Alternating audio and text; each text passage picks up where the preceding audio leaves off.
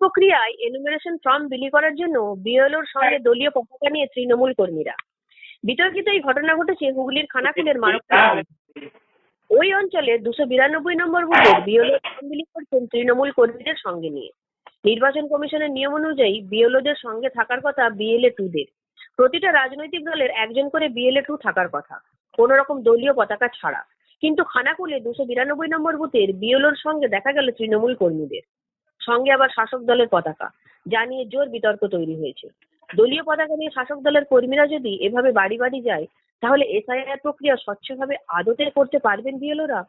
এ বিষয়ে কি বলছেন সংশ্লিষ্ট বিএলও, শুনুন। এই আর বলেছিলাম যে আমি তো 900 ভোটার, আমাকে একজন দিন। বলছে না, 1200-র উপর না হলে দেওয়া যাচ্ছে না।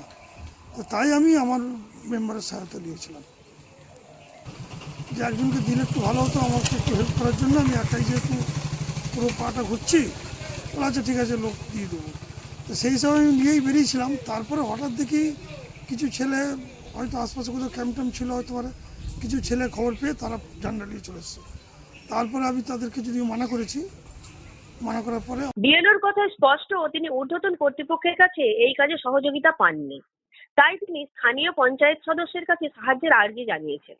শাসক দলের পঞ্চায়েত সদস্যের সাহায্য তিনি কি চাইতে পারেন? আবার যখন দলীয় পতাকা নিয়ে তৃণমূল কর্মীরা হাজির হলেন, তখন তিনি কাজ বন্ধ করে ঊর্ধ্বতন কর্তৃপক্ষকে জানাতেই পারতেন। তা না করে তৃণমূল কর্মীদের সঙ্গে নিয়ে ফর্ম বিলি করলেন কেন? এই বিএলওর কাজের নিরপেক্ষতা নিয়েও প্রশ্ন উঠছে।